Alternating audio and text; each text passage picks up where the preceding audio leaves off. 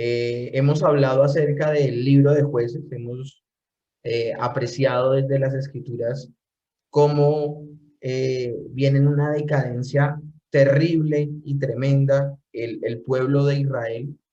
Decadencia que no debió haber sucedido porque ya Dios de antemano les había advertido a ellos, a los israelitas, antes de entrar a la tierra prometida, les había dicho: tengan cuidado de olvidarse de la ley de Dios.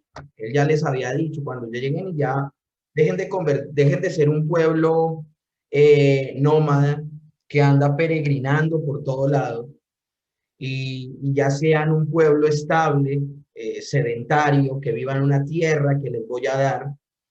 Y cuando estén cómodos y cuando habiten en su tierra y cuando tengan prosperidad y cuando ya se hayan asentado, cuidado de olvidarse de la ley de Dios.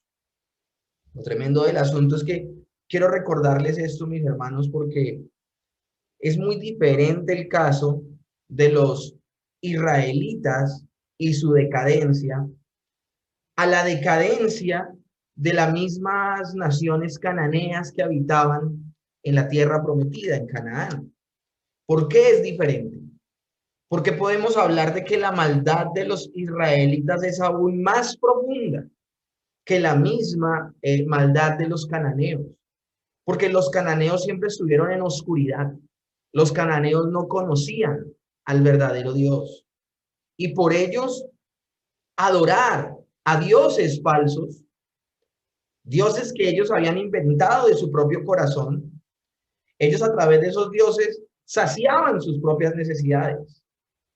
Pero lo tremendo del asunto es que Israel, siendo esclava y sujeta a Egipto, es liberado. Y en el desierto lo primero que Dios hace es manifestárseles y darles una ley. Esta ley ellos prometieron cumplir. En Deuteronomio Moisés les recuerda esa ley y les advierte que no vayan a descuidar al Dios que los liberó cuando entren a la tierra prometida.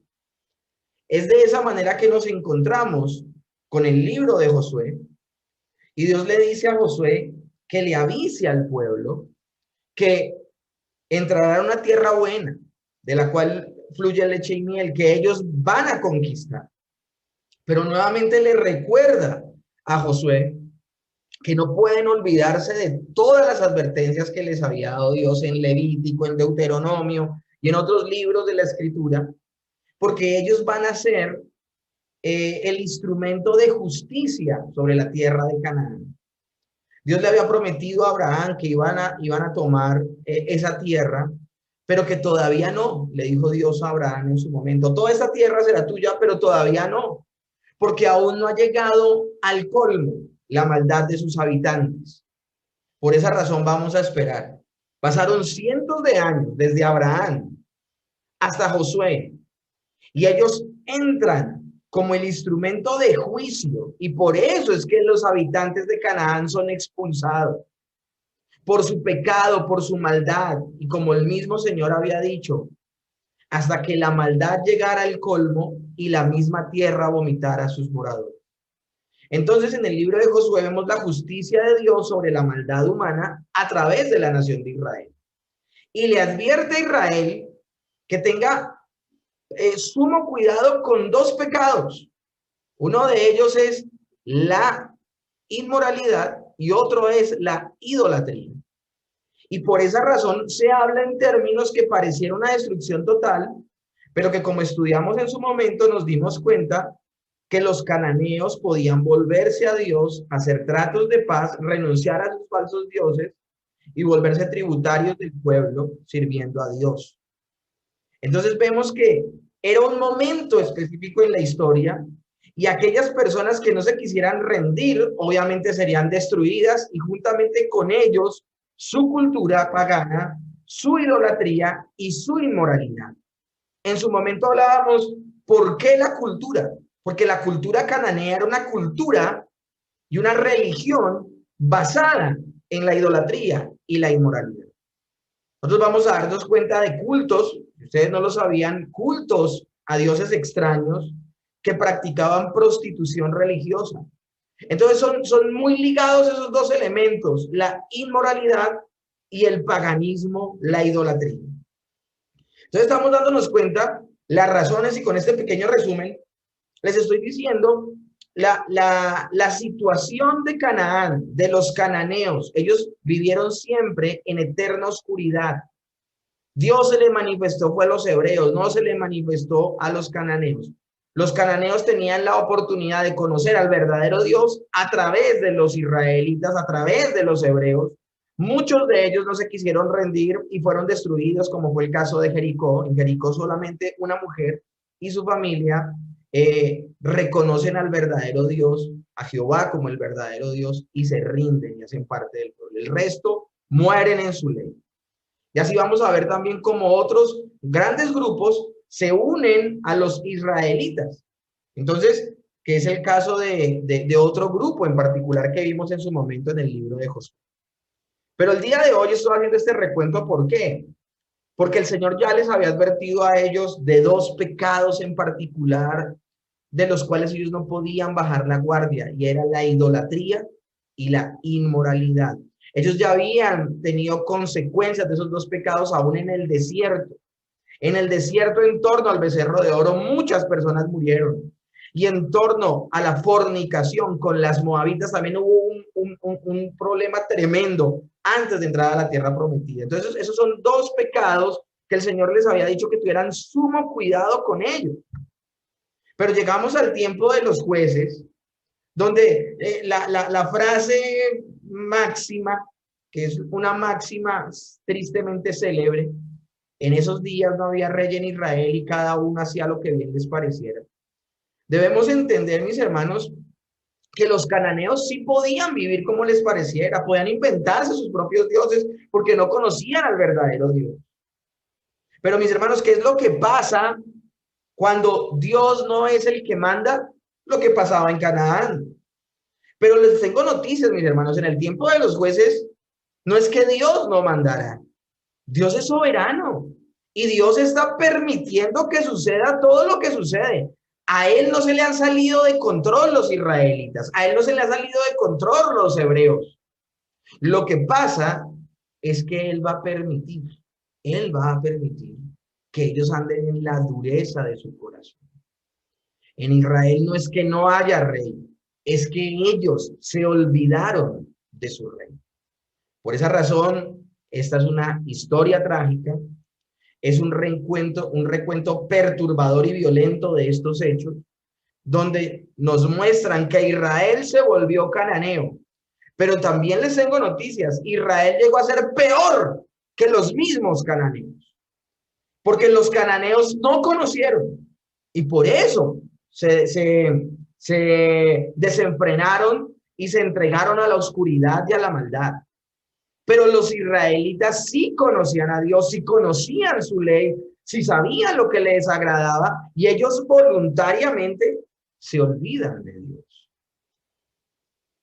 Ahora, nos hemos dado cuenta que empiezan ellos a tener ese olvido de Dios voluntario al negarse a conquistar la tierra que Dios mismo les prometió con Moisés y le repartió con Josué.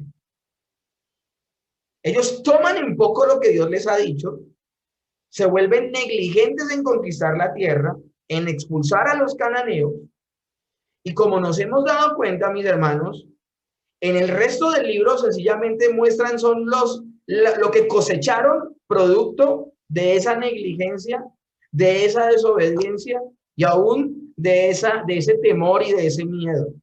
Lo que recogieron fue que entraron en una espiral descendente, donde ellos pecaban, se levantaba un opresor, por el castigo y la opresión de sus enemigos, ellos tenían un arrepentimiento superficial. Dios les levantaba un paladín, un libertador, alguien que los condujera a la victoria, y había una paz momentánea. Pero en esa paz momentánea, en lugar de buscar a Dios, ellos volvían a endurecerse en su corazón y se desenfrenaban en su pecado, pero era un pecado aún mayor. Por eso este fenómeno se llama espiral descendente.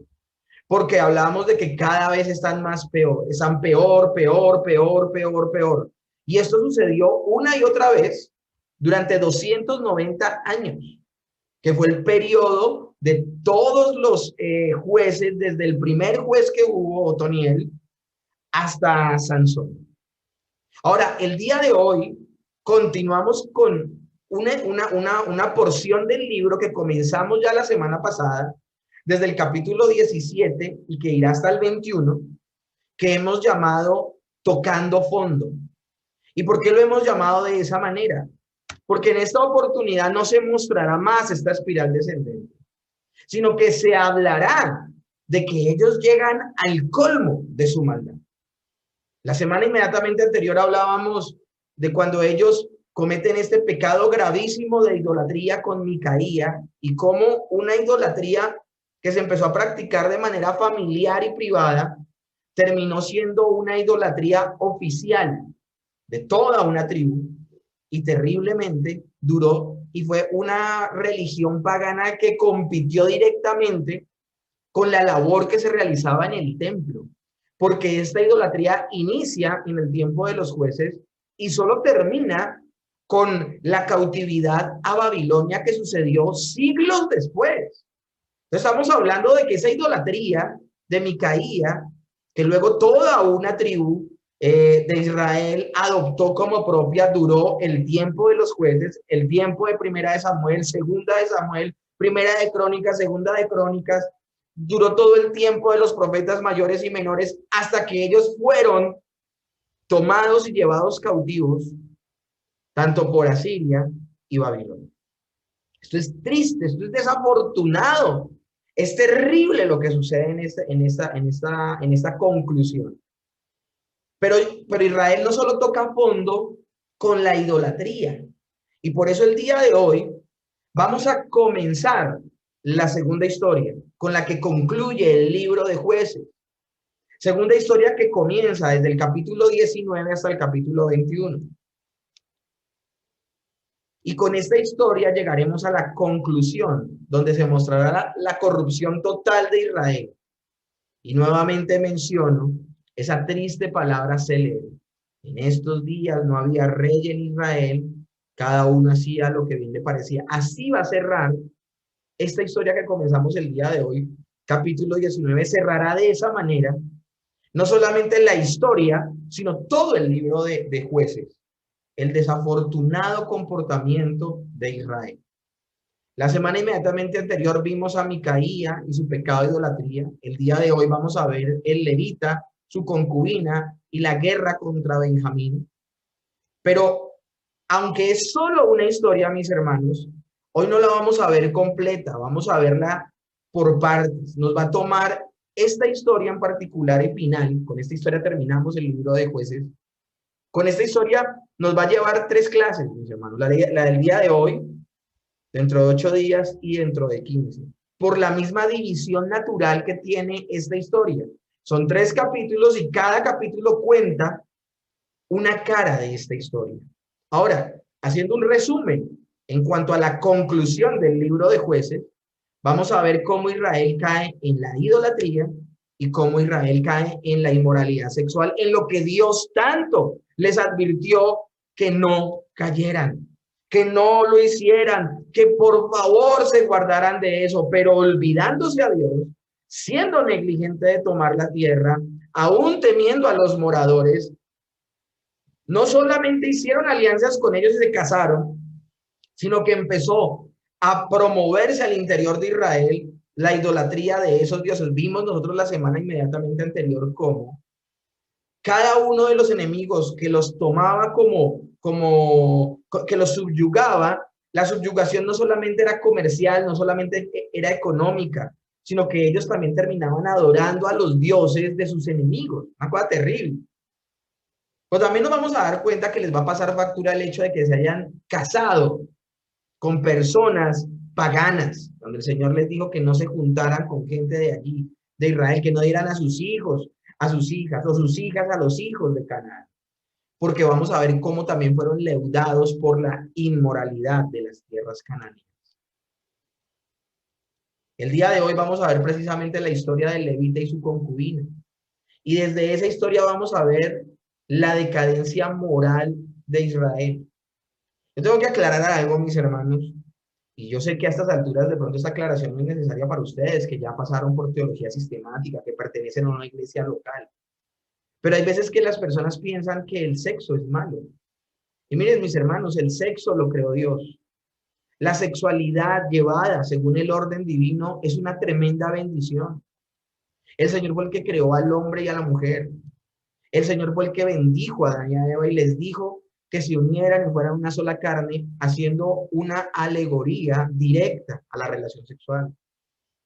Pero mis hermanos, el sexo, la sexualidad, es una tremenda bendición cuando se hace y se realiza como Dios manda, viviendo el modelo bíblico de esa sexualidad, donde el hombre se une a una mujer, los dos son una sola carne del vínculo sagrado del matrimonio y viven esa familia para la gloria de Dios y se deleitan aún en su intimidad para la gloria de Dios.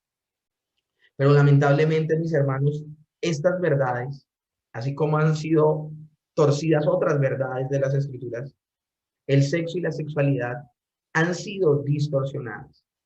Entonces, mis hermanos, es un tema que se aborda ampliamente y se debe abordar y se debe hablar. Nosotros no debemos sonrojarnos de hablar de estos temas con nuestros hijos, vuelvo y les repito, sin despertar de manera prematura alguna curiosidad en algún aspecto, pero que ojalá nuestros hijos encuentren respuesta acerca de estos temas con nosotros y no con la gente de afuera. Que no nos sonrojemos y que lo hablemos de una manera pura, santa, piadosa y para la gloria de Dios. Pero lo tremendo del asunto, mis hermanos, es como todo en esta vida y en este mundo caído, las consecuencias del pecado, esta verdad maravillosa de la sexualidad y el sexo, que fueron creados por Dios, terminó siendo desdibujada por el hombre pecador, por el hombre caído. Por esa razón, mis hermanos, hago esta aclaración. Porque, mis hermanos, con la idolatría no pasa eso. La idolatría de cabo a rabo está mal. La idolatría, por donde tú la quieras ver, es pecado. Pero el sexo y la sexualidad no. Fueron creados por Dios. Pero lastimosamente el hombre caído, lo bueno que Dios creó, lo distorsiona, lo daña, lo corrompe. Y por eso, si vivimos en el modelo bíblico nuestra sexualidad, si vivimos para la gloria de Dios una relación con nuestra esposa, con nuestro esposo, va a ser una tremenda bendición. El libro de Jueces cierra de esta manera trágica, terrible, porque muestra cómo ese olvido voluntario de Israel aún afectó sus matrimonios, aún afectó sus familias, aún afectó la forma de constituir familia al interior de Israel. Y porque la historia y cada aspecto de la historia es tan importante, por eso me va a tomar el tiempo de no ir apresurado, sino de poderles explicar cada aspecto de estos últimos 3 capítulos que nos hablan precisamente del levita y su concubina, del gran pecado de Gaba contra esta concubina, que la violan toda la noche hasta matarla, y cómo este evento terrible causó una guerra civil al interior de Israel, donde se levantan todas las tribus de Israel contra 11 tribus, contra una sola tribu que fue Benjamín. ¿Y por qué? Porque Benjamín, en lugar de permitir que el resto de Israel condene ese acto de los de Gaba, y Gaba era una ciudad benjamita, en lugar de entregar a sus hermanos a la justicia, ellos le tapan su pecado y los defienden incondicionalmente, y por eso todo Israel se levanta en contra de Benjamín. Pero para poder ver cada aspecto, mis hermanos, necesitamos verlo de manera pausada y detallada. ¿Cómo va a ser la división natural de esta historia? Primero vamos a ver el capítulo 19, donde se habla de puntualmente el pecado de Gaba. Ahora, se dice Gaba o Gabá, pero en otras traducciones se dice Gibeá. Entonces, para que lo tengan en cuenta, ya durante la clase les voy a decir qué significa ese nombre. En ese primer capítulo se habla de la violación y muerte de la concubina del levita. La segunda parte, que es el capítulo 20, nos va a hablar de la indignación del pueblo. donde Gaba se niega a entregarse, donde se levanta una guerra contra toda la tribu de Benjamín, y vamos a ver qué acontece, porque va a ser algo terrible, pero no quiero adelantarme.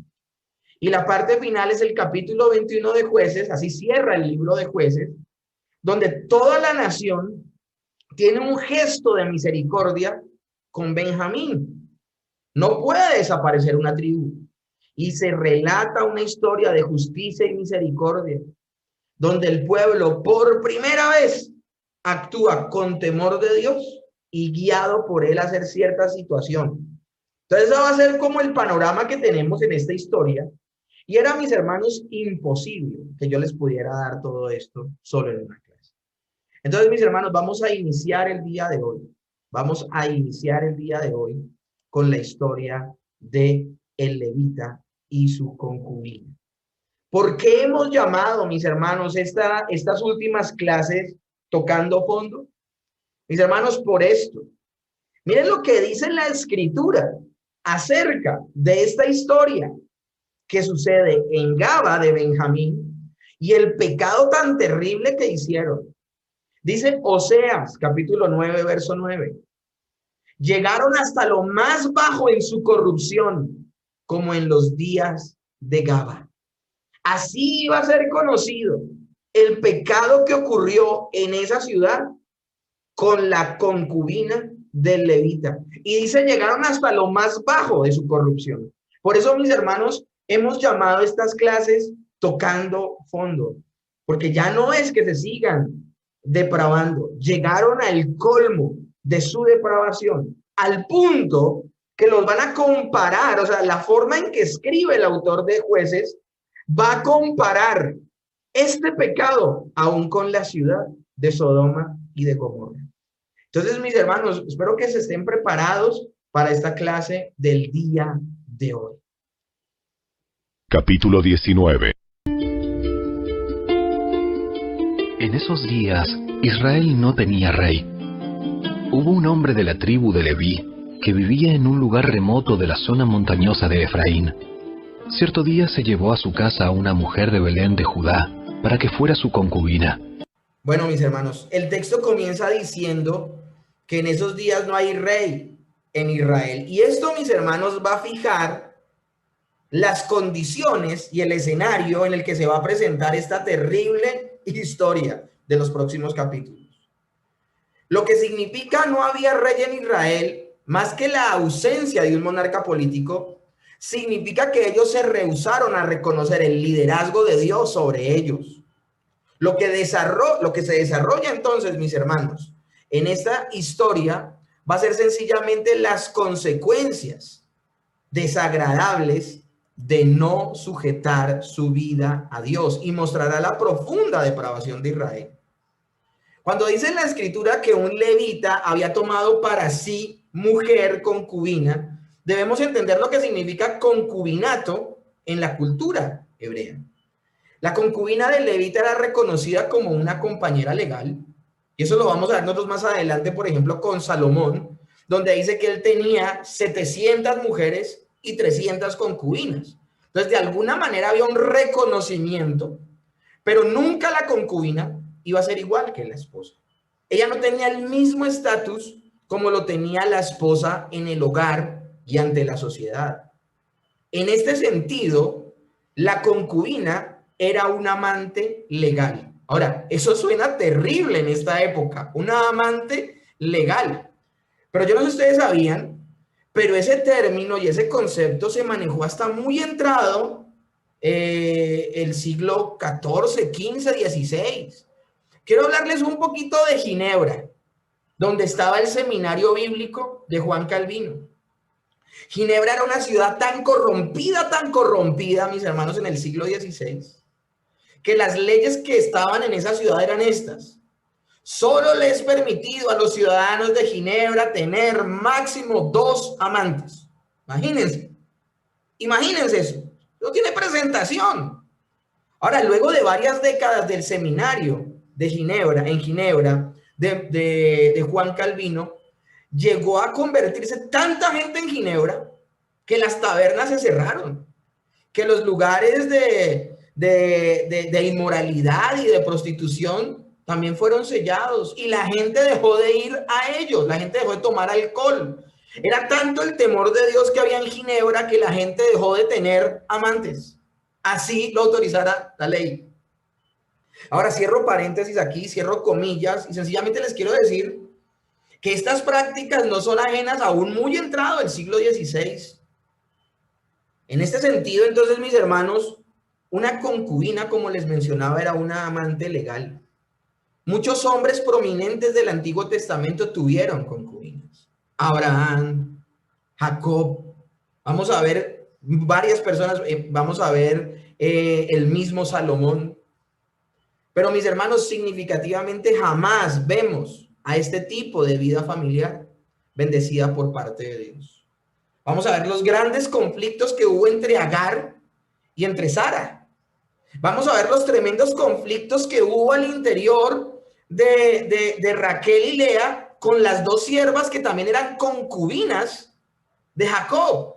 Porque mientras Raquel y Lea eran esposas oficiales, sus dos siervas eran concubinas de Jacob.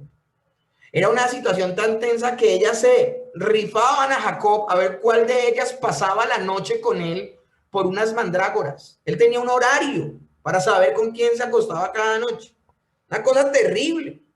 De hecho, mis hermanos, el Nuevo Testamento pone en claro que desde el principio el plan de Dios fue que solo un hombre tuviera solo a una mujer y que los dos fueran solo una carne. Mateo 19, del 4 al 6.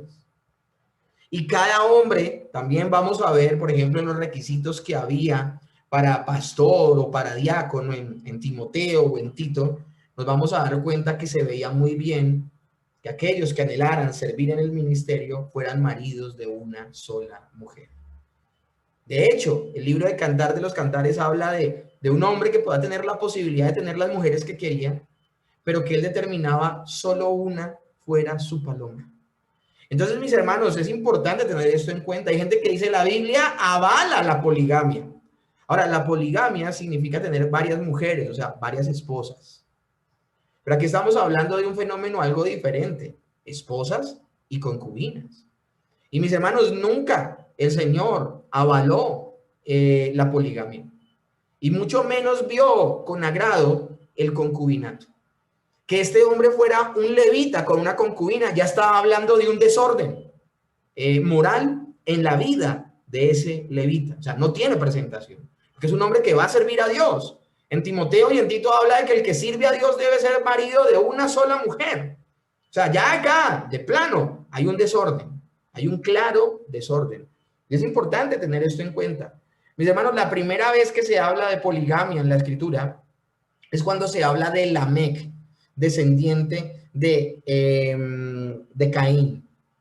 Él es muy conocido por un proverbio que dice, oh mujeres de Caín, si 7 veces será castigado el que mate a Caín, 70 veces 7 será castigado el que me mate a mí, porque él había matado a una persona por puro rencor, por puro rencor. Pero ese proverbio se lo dice a sus mujeres, dice, oh mujeres de Lamec. Hasta ese momento, ustedes leen las genealogías y las genealogías dicen, y tal persona tuvo hijos e hijas, pero era solo con una esposa. Desde Lamec es que las personas empiezan a tener, los hombres empiezan a tener varias mujeres. Y lo que dicen los comentaristas es que como se menciona en el hebreo original, cuando dice, oh mujeres de Lamec, era un hombre que pareciera que coleccionaba mujeres. Una cosa que entonces la Escritura no lo muestra con buenos ojos. Entonces ya desde el principio, desde el primer texto, estamos viendo un desorden en el texto. Estamos viendo un desorden que hay en la vida del levita. Pero ella se enojó con él y volvió a la casa de su padre en Belén. Unos 4 meses después, su marido viajó a Belén para hablar personalmente con ella y convencerla de que regresara. Llevó consigo a un siervo y a un par de burros. Cuando llegó a la casa del padre, este lo vio y le dio la bienvenida. Su suegro, el padre de la joven, insistió en que se quedara por un tiempo, así que pasó allí 3 días, comiendo, bebiendo y durmiendo. Y vemos aquí que hay cierta situación y cierto conflicto entre esa concubina y el levita. Y ese conflicto llevó a que ellos estuvieran separados. El levita se reconcilia con su concubina después de que ella supuestamente, dicen algunos comentaristas, cometiera adulterio. Y miren, mis hermanos, aquí yo les dejo claro, voy a participarles de esta postura, pero yo no estoy de acuerdo con esta postura. Pero siendo honesto intelectualmente, les tengo que hablar de las posturas que hay con respecto a esto. Pero mis hermanos, el texto a mí no me ofrece información para yo llegar a esa conclusión. Ahora, si la concubina le fue infiel y se fue de la casa de su padre, esa casa quedaba en Belén de Judá. Y ella estuvo allí durante 4 meses. Y se levantó su marido, de donde vivía él, y fue a buscarla, a hablarle amorosamente y hacerla volver a su lado. Puede que aquel levita fuera ejemplo de cómo un marido ofendido debía actuar cuando haya adulterio, mis hermanos. Él trabajó supuestamente duro, según esta postura, hago claridad, para que su concubina volviera a su lado. Pero no, que no fuera ella, su esposa legítima, ya muestra cierto desinterés de un compromiso real por parte del levita hacia esta mujer. Ahora, desde mi escepticismo, yo hago estas preguntas. ¿Tuvo éxito al respecto de reconciliarse con su concubina, llevarla nuevamente a su lado? Los verdaderos motivos de levita era amor verdadero. De hecho, había una preocupación genuina por parte de levita hacia su concubina, o sencillamente como Lamec quería coleccionar a esa mujer. Mis hermanos, estas respuestas a estas preguntas las daremos durante la clase. Solo las voy a dejar ahí en el aire. Por ahora, lo que sí quiero mencionar es algo interesante, mis hermanos, y es: ¿se puede presentar adulterio en una familia de creyentes? Mis hermanos, puede suceder. Puede suceder. Y puede que haya arrepentimiento. Y puede que haya reconciliación. Puede haberlo, mis hermanos. Ahora, con esto que estoy mencionando, no estoy dando una carta para que suceda. O sea, yo no quiero ser malinterpretado. Pero, mis hermanos, hagamos la pregunta entonces más general. ¿El creyente en algún momento puede pecar? Sí. Y va a ser gravísimo, mis hermanos. Y va a ser terrible. O sea, yo quiero que ustedes no me malinterpreten lo que estoy diciendo. Ojalá nunca suceda.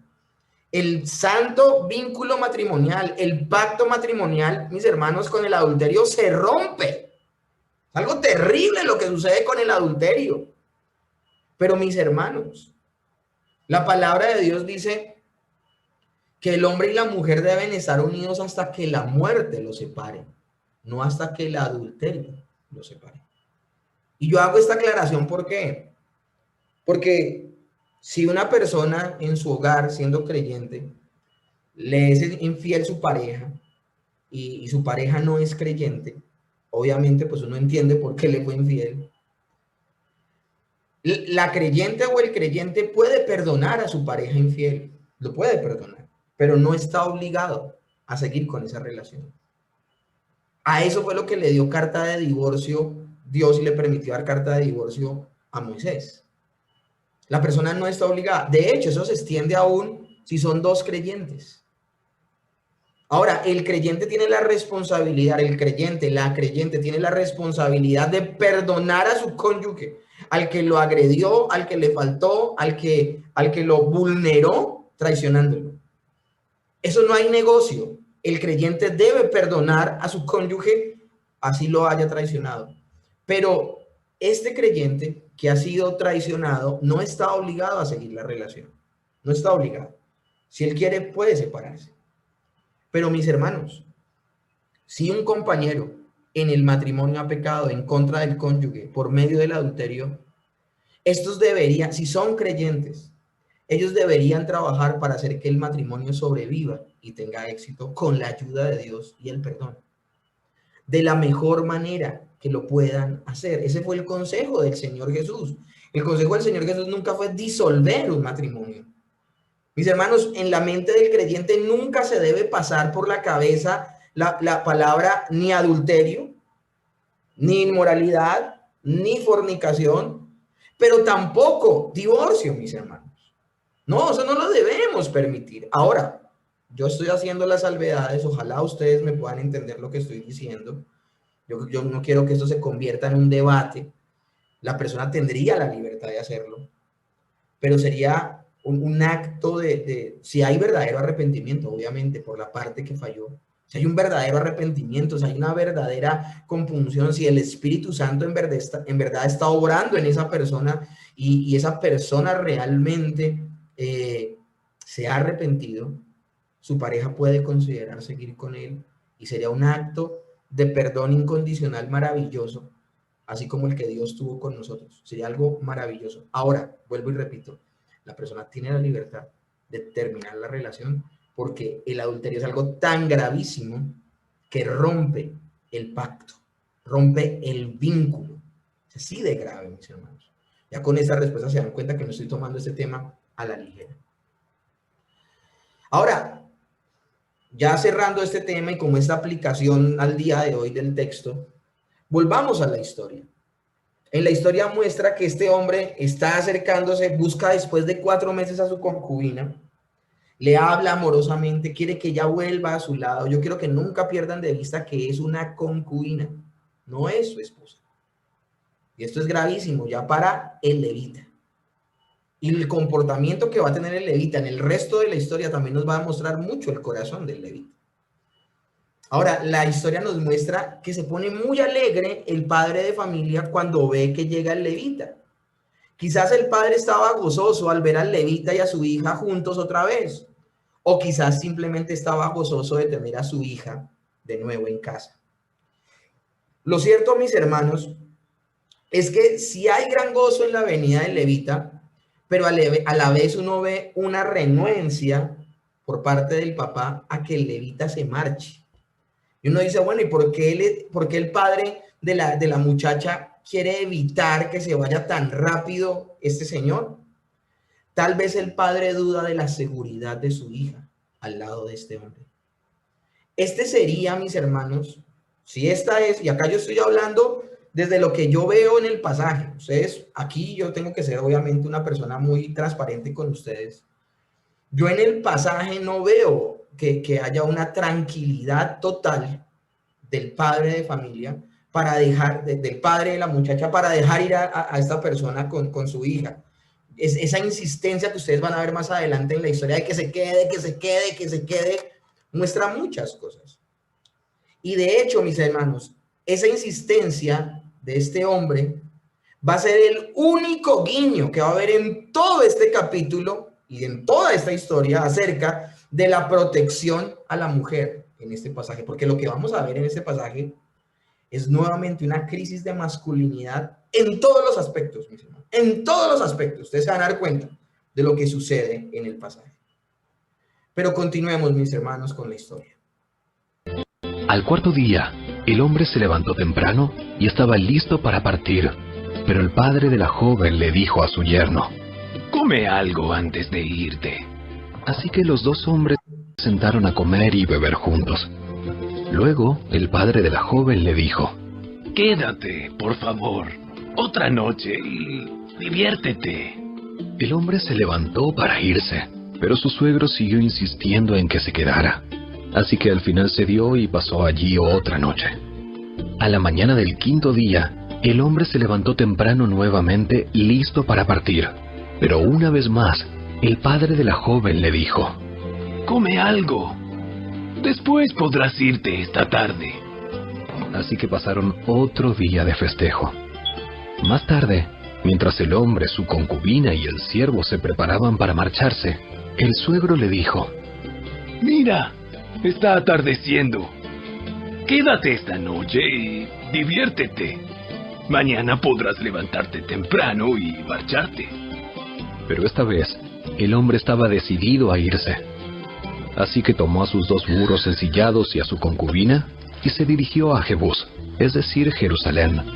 4 días de insistente comentarios por parte del padre diciéndole al levita: quédate. En esta porción se explica el por qué el levita y su concubina fueron retrasados en su viaje de Belén, que es la casa del padre de la concubina, hacia las montañas de Efraín, donde se van a dirigir, que es donde habita el levita. Él tenía la intención de irse al cuarto día, pero fue persuadido a quedarse una noche más. Y luego finalmente, ya cayendo la tarde, es que se marchan y salen de la casa. Entonces, mis hermanos, es bueno que tengamos en cuenta esto, porque aguardar hasta declinar el sol es lo que los pone en riesgo a ellos. Esto explica el por qué se fueron por la tarde en lugar de la mañana, la insistencia del papá de la concubina, lo cual sería un tiempo más sensato para un viaje tan largo que les iba a tomar todo un día. Pero por esa razón ellos van a salir tarde, los va a coger la noche en medio del viaje y van a tener que buscar dónde quedarse. Pero así continúa la historia. Ya era tarde cuando se acercaron a Jebús, y el siervo le dijo: Paremos en esta ciudad de Jebusea y pasemos aquí la noche. No, no podemos quedarnos en esta ciudad extranjera donde no hay israelitas. Seguiremos, en cambio, hasta Gibeá. Vamos, tratemos de llegar hasta Gibeá o Ramá y pasaremos la noche en una de esas ciudades. Así que siguieron adelante. El sol se ponía cuando llegaron a Gibeá, una ciudad situada en Benjamín, y se detuvieron allí para pasar la noche. Descansaron en la plaza de la ciudad, pero nadie los invitó a su casa para pasar la noche. Regresando a casa, el levita y la concubina deciden pasar la noche en Gibeá. A ellos no se les pasa por la cabeza, mis hermanos, quedarse en Jerusalén. Y esto nos deja ver en qué tiempo sucede esto. Yo quiero aquí hacerles una aclaración. Cuando dicen que ellos no quieren morar en Jebús, porque así se llamaba antes Jerusalén, estamos entonces, mis hermanos, aquí hablando de que en ese momento entonces no había sido tomada todavía Jerusalén por hebreo alguno. Todavía estaba habitada por jebuseos. O sea, estamos hablando de que la misma historia nos deja ver en qué tiempo es este. Lo tremendo del asunto, y quiero que lo tengan allí en su inventario mental, ellos están evitando quedarse en una casa de cananeos, en un pueblo cananeo, y prefieren quedarse en una tierra de sus propios hermanos, porque sus propios hermanos son los que les brindan mayor seguridad que los extraños cananeos. Gaba es de Benjamín, una de las tribus, Gaba o Gibeá, como lo dice esta traducción, son sus hermanos. Gaba significa, que se dice en el hebreo, se dice Gibeá o Gibad o Gebá o Gibón o Gaba, significa monte, colina, loma, collado, altura. Está en hebreo, ¿por qué? Porque al ser tomada esa tierra por los de Benjamín, le pusieron así, le pusieron Gibeá en nombre hebreo, mientras que Jebús es un nombre cananeo. Por eso a Jerusalén lo primero que le hacen es cambiarle el nombre. Entonces, mis hermanos, es importante tener esto en cuenta. Ellos están buscando seguridad.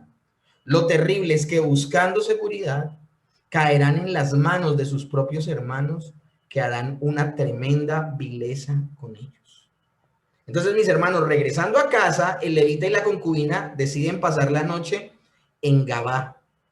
No iremos a ninguna ciudad de extranjeros, dijeron ellos. El levita y su concubina consideraban a una ciudad pagana, como les digo, peligrosa. Ellos, por lo tanto, fueron a Gabá, una ciudad de Israel, porque pensaron que allí estarían seguros. Pero las cosas no empezaron a marchar bien desde el mismo momento, mis hermanos, en que no hubo nadie en ese bendito pueblo, bueno, maldito pueblo más bien, que no les ofreciera su casa para quedarse. No hubo hospitalidad. El levita y su concubina no hallaron en ninguna de estas personas la suficiente amabilidad para brindarles su casa. Esto refleja malas cosas acerca de este pueblo, debido a que Dios mismo ordenaba tal hospitalidad entre el pueblo de Dios. Vamos a ver en Levítico 19, en el capítulo 25, aún en Mateo 25 y en Hebreos 13 se habla de que por la hospitalidad algunos sin saberlo hospedaron ángeles, haciendo Hebreos una referencia directa a cuando Lot le dijo a los ángeles que se quedaran en su casa porque Sodoma y Gomorra era un mal lugar para estar allí en medio de la plaza. Hay algo mal cuando no hay tal hospitalidad entre el pueblo de Dios. Había algo mal en el corazón de los de Gaba de Benjamín. Pero continuemos con la historia, mis hermanos. Esa noche un anciano regresaba a su hogar después del trabajo en los campos. Era de la zona montañosa de Efraín, pero vivía en Gibeá, donde la gente era de la tribu de Benjamín. Cuando vio a los viajeros sentados en la plaza de la ciudad, les preguntó de dónde venían y hacia dónde iban. Regresamos de Belén, en Judá, y vamos hacia una zona remota de la región montañosa de Efraín, donde yo vivo. Viajé a Belén y ahora voy de regreso a mi hogar. Pero nadie nos ha invitado a su casa para pasar la noche. Aunque traemos todo lo que necesitamos. Tenemos paja y forraje para nuestros burros, y bastante pan y vino para nosotros. Serán bienvenidos en mi casa. Yo les daré todo lo que pudiera faltarles, pero no se les ocurra pasar la noche en la plaza. Entonces los llevó a su casa y dio alimento a los burros. Después de lavarse los pies, comieron y bebieron juntos. Dice el texto, mis hermanos, que solamente una persona que ni siquiera era de esa región, o sea, no era de la tribu de Benjamín, no era una persona que pertenecía de manera natal a Gaba, sino que era un hombre que vivía en el monte de Efraín, pero que por alguna razón en ese momento se encontraba viviendo en Gibeá. Lo tremendo del asunto, mis hermanos, es que el monte de Efraín es a donde se dirige el levita con su esposa. Entonces podemos decir que este hombre, coincidencialmente, es vecino natural del levita. Él es la única persona que le extiende hospitalidad al levita y a su concubina, y bueno, a su siervo, porque el siervo también va allí. Ninguno de los nativos del pueblo de Gabá o de Gibeá tuvieron preocupación por los hermanos de otras tierras en medio de ellos. Es que las personas que están allí no son cualquier tipo de personas, son sus hermanos. Efraín es otra tribu de Israel. Ellos debieron haber cumplido la ley y lo que estipula Levítico. El anciano conocía muy bien a los habitantes de Gibeá. Al parecer él sabe lo perversos que son y las que se forman en las noches en esa plaza. Al no ofrecerles hospitalidad, podían aprovecharse sí de ellos, podían aprovecharse de estos visitantes. Entonces, mis hermanos, él les dice, por favor, acepten quedarse en mi casa porque ustedes en la calle corren peligro. Ya con ese comentario, mis hermanos, la catástrofe se está avecinando.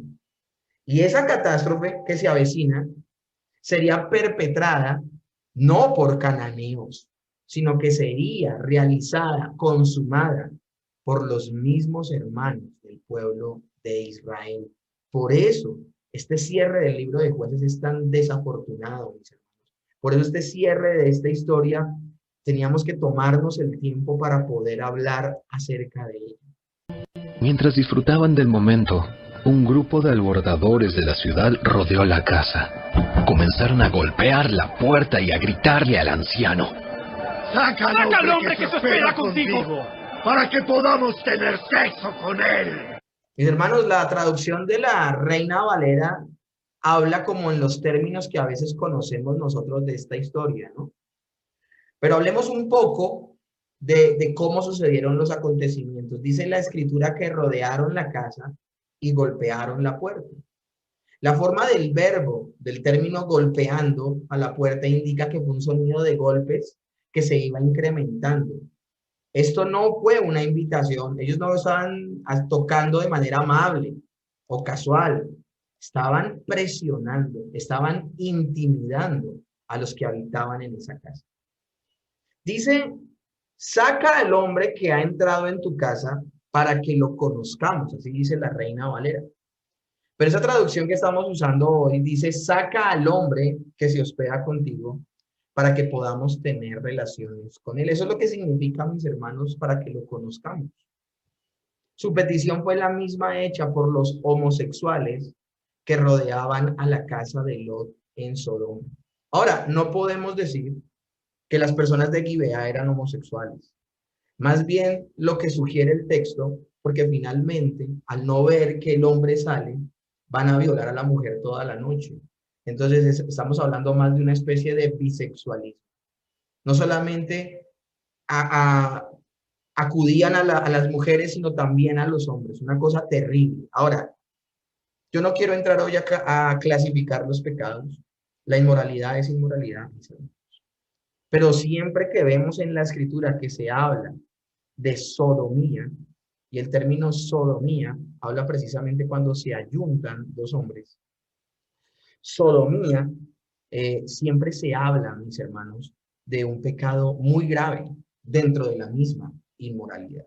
Esta orden que están dando estos hombres al tocar tan fuerte a la puerta es un acto gravísimo. Vuelvo y les repito, como les dije al inicio de la clase, estos no son los ciudadanos de Sodoma y Gomorra que nunca conocieron a Dios.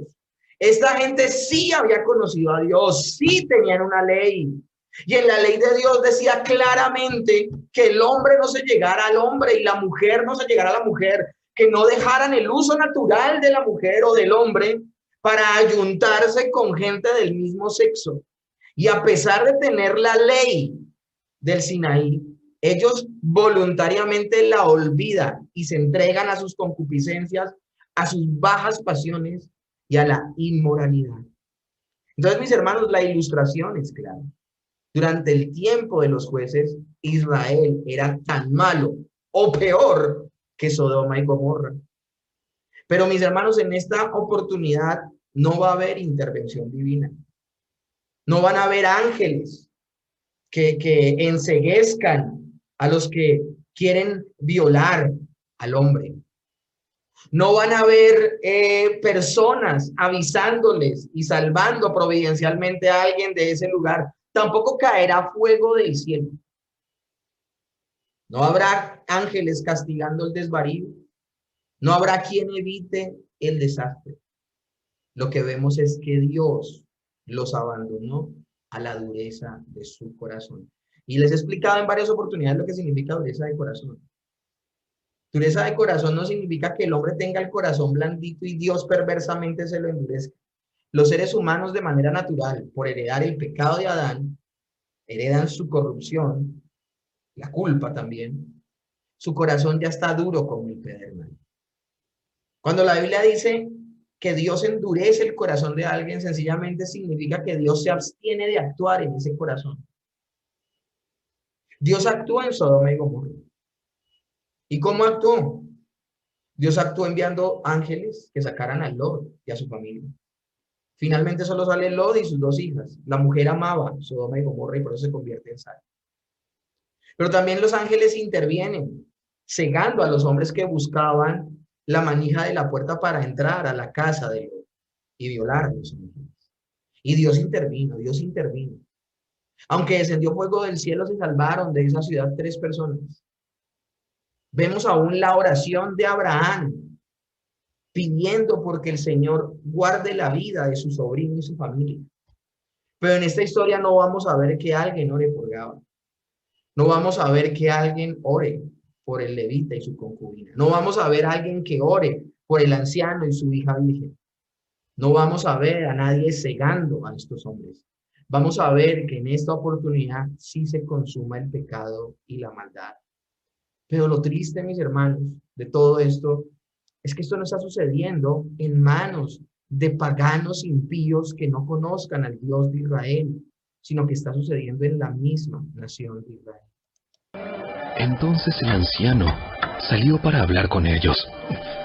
No, hermanos míos, no hagan algo tan perverso, pues este hombre es huésped en mi casa y semejante acto sería vergonzoso. Miren, llévense a mi hija virgen y a la concubina de este hombre. Yo se la sacaré y ustedes podrán abusar de ellas y hacerles lo que quieran. Pero no cometan semejante vergüenza contra este hombre. Sin embargo, ellos no le hicieron caso. Entonces el levita tomó a su concubina y la empujó por la puerta. Los hombres de la ciudad abusaron de ella toda la noche, violándola uno por uno hasta la mañana. Finalmente, al amanecer, la soltaron. Cuando ya amanecía, la mujer regresó a la casa donde estaba hospedado su esposo y se desplomó en la puerta de la casa y permaneció allí hasta que hubo luz. Bueno, mis hermanos, voy a tratar de esforzarme por ser lo más objetivo con esto, porque es una situación terrible lo que está sucediendo. Si ustedes se dan cuenta, el comportamiento de estos dos hombres es muy parecido al comportamiento, la situación en general es muy parecida a Sodoma y Gomorra, pero también la reacción del levita y del anciano de Efraín es muy parecida a la situación de Lot. O sea, es muy parecida. Algunos dicen que era una costumbre que la persona que hospedaba a un huésped aún ponía en peligro su propia vida y la de su familia antes de que le hicieran algo a su huésped. Y bueno, eso está bien, ahí está bien. Pero mis hermanos, lo que vamos a ver aquí es algo terrible. Y es que tanto en el tiempo de Lot como en este tiempo, a las que se van a presentar como para evitar que pase algo son a las mujeres, cuando Dios ha puesto es a los hombres a que defiendan a las mujeres. Ahora vamos a ser generosos, vamos a ser generosos. De pronto, en el pensamiento judío, mis hermanos, era más pasable que hubiese inmoralidad entre un hombre y una mujer que entre dos hombres. De pronto, así de vil era visto la sodomía. Por eso dice el anciano, no hagan algo tan perverso. O sea, lo que dice el texto, y está ahí en amarillo, es no hagan algo tan perverso. ¿Como qué? Como hombres violar hombres. Eso. Entonces quiero ser generoso, ¿ok? Porque más adelante voy a ser implacable con el levita y con el anciano. Por lo que tomando aquel hombre a su concubina, la sacó. Yo me imagino, yo estoy haciendo aquí un paralelo entre Sodoma y Gomorra y lo que pasó en esta historia. Cuando Lot sale a hablar con los ciudadanos de Sodoma, los mismos ángeles entran a Lot y los ángeles salen y enceguecen a los hombres y se vuelven a entrar. Luego escapan de Sodoma y Gomorra. Los ángeles ni se les pasó por la cabeza que las mujeres fueran las que fueran a salir y ser violadas por esos ciudadanos.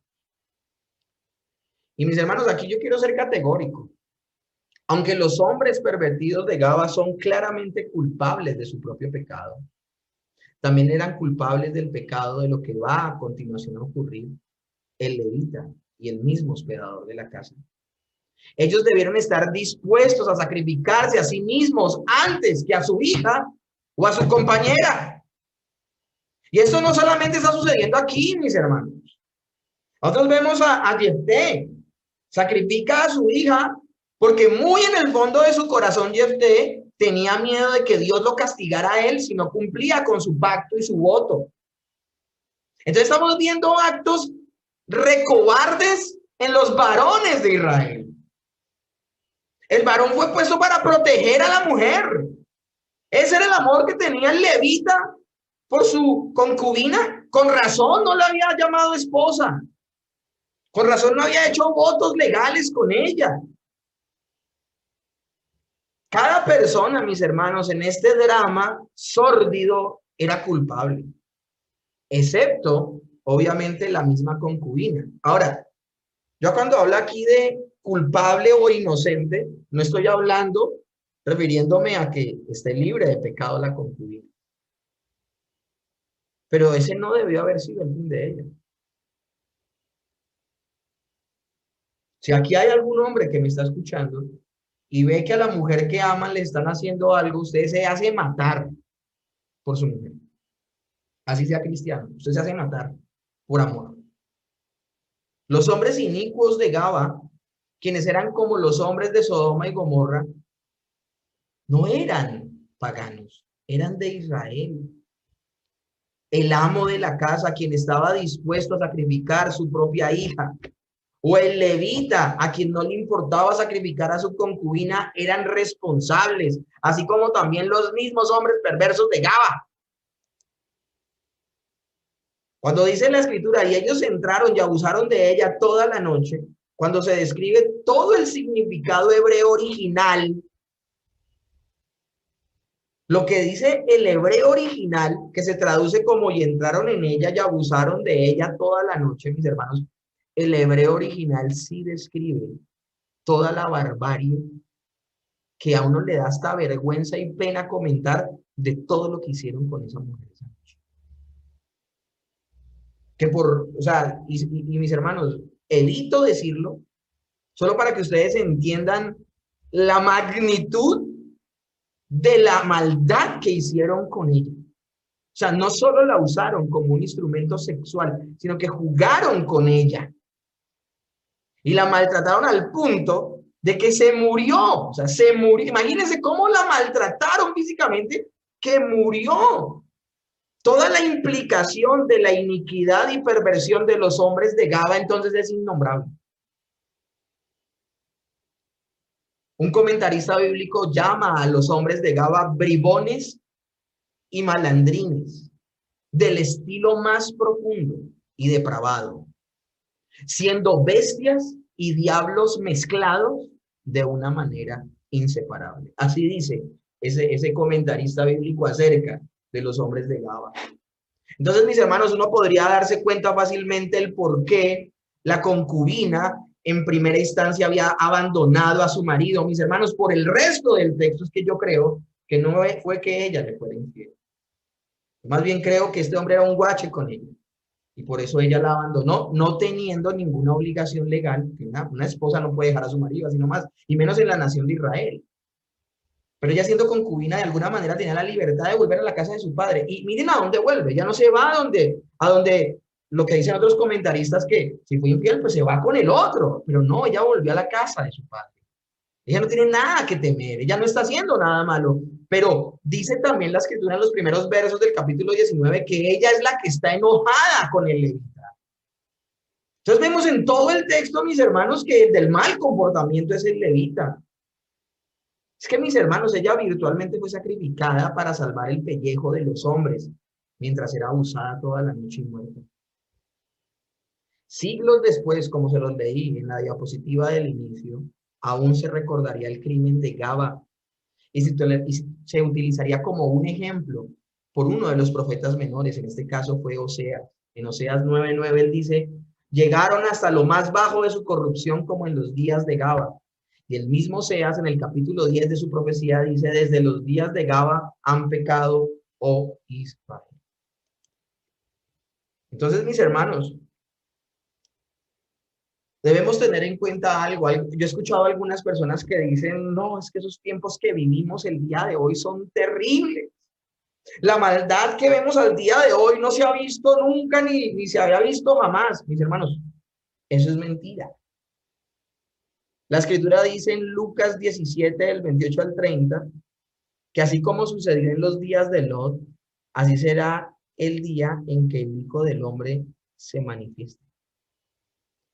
Mis hermanos, la maldad del hombre no ha tenido límite, ya que está llegando a su máxima expresión y está tocando fondo en la historia que estamos viendo el día de hoy. Cuando su esposo abrió la puerta para salir, allí encontró a su concubina, tirada, con las manos en el umbral. Levántate, vamos. Pero no hubo respuesta. Entonces subió el cuerpo de la mujer a su burro y se la llevó a su casa.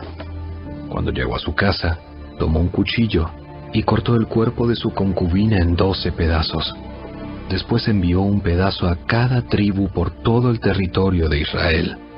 Todos los que lo veían exclamaban: en todo este tiempo, desde que Israel salió de Egipto, nunca se había cometido un crimen tan horrible. Pensémoslo bien. ¿Qué vamos a hacer? ¿Quién lo denunciará?